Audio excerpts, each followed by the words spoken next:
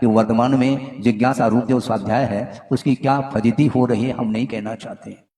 Channel के माध्यम से जो प्रचार किया जा रहा है कि वस्तुतः आगम क्या है इसको पढ़ना चाहिए। कौन कितने पानी में है इसकी परीक्षण करने के लिए यदि मान लो कोई भी प्रश्न रखता है तो वह वस्तुतः श्रोता नहीं है और उसका उत्तर भी नहीं देना चाहिए। ये हमारा नहीं कहना, गुरुदेव का बार बार संघ के लिए उनका संबोधन रहा है। आगम को साइड में रख करके किसी के प्रति कटाक्ष को लेकर के कोई भी चर्चा की जाती है वह स्वाध्याय के अंतर्गत वह चर्चा नहीं आ सकती है। इसको जो भी विद्वान लोग हैं, स्वाध्यायशील हैं, उनको इसको गौर से समझने का प्रयास करना चाहिए, क्योंकि जो सामान्य जनता है वो बिल्कुल गुमराह हो सकती है। उनके लिए आपके स्वाध्याय के माध्यम से उनके मन में विशुद्धि आनी चाहिए और विशुद्धि न आकर के एक दूसरे के प्रति कटाक्ष और प्रतिस्पर्धा, कंपटीशन इत्यादि के साथ यदि वह चलता है तो वह अनुप्रेक्षा के अंतर्गत अथवा स्वाध्याय के अंतर्गत वह विषय नहीं आ सकता है। इसलिए मन को शांत बनाए रखिएगा। कभी कभी हो सकता है हमारे मुख से भी वातावरण के अपेक्षा से कुछ गर्म शब्द भी निकल सकते हैं। महाराज शब्द गर्म होते हैं क्या? हाँ, व्यवहार में कहने में आता है। हालांकि गर्म और शीतल जो है स्पर्शेंद्र का विषय है, कर्णेंद्र का नहीं है, किंतु व्यवहार में कहने में आता है कि श्रुति मधुर, इसका अर्थ शब्दों में भी मिठास रहता है और शब्दों में भी मधुरता रहती है। शब्द माधुर्य जिसको बोलते हैं, कर्ण प्रिय भी होना चाहिए, किंतु केवल कर्ण प्रिय ही हो जाए और आगम साइड में रह जाए तो वो भी ठीक नहीं है। सुन रहे हैं आप? सुनिएगा। हाँ, सामने विद्वान बैठे हैं और डॉक्टर लोग भी बैठे हैं, सबको। हाँ, क्योंकि पेशेंट बैठे हैं तो उसका इलाज जो है ना व्यवस्थित होना चाहिए, जिम्मेदारी डॉक्टरों की रहती है। हाँ, क्योंकि जो पेशेंट रहता है, मरीज रहता है, वह अपने अनुकूल ही वह चाहता है ट्रीटमेंट। इसलिए रोग के अनुरूप ट्रीटमेंट करो, रोगी के अनुरूप नहीं।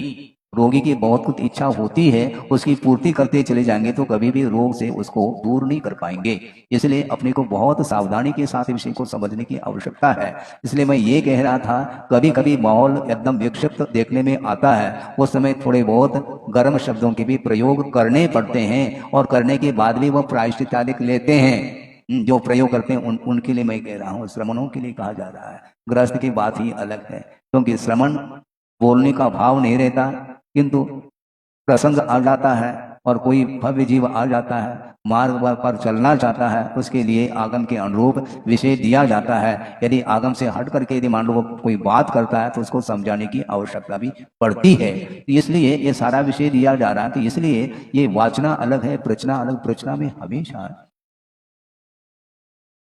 अपने मन के अनुरूप नहीं हो। एक व्यक्ति ने कहा कि महाराज, जिस प्रकार जिज्ञासा का समाधान आगम के अनुरूप दिया जाता है, तो क्या इसी प्रकार जिज्ञासा भी आगम के अनुरूप ही रखनी चाहिए क्या? यह भी एक जिज्ञासा थी उसकी। हमने कहा बिल्कुल ठीक, आगम के अनुरूप जिज्ञासा रखो, मन गणंत नहीं। आपका गणंत का त्याग है, किंतु मन गणंत का त्याग होना चाहिए। हम ये दिलाना चाहते हैं आज।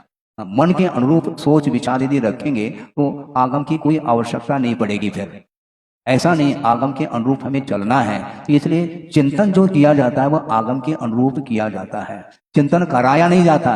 स्वाध्याय के रूप में वाचना तो की जा सकती है, आप प्रचना भी कर सकते हैं, धर्मोपदेश भी दिया जा सकता है, आमनाई भी किया जा सकता है, तो सूत्र गाथा इनको मुखाग्र भी कर सकते हैं, किंतु चिंतन जो होता है वो सिखाया नहीं जाता है।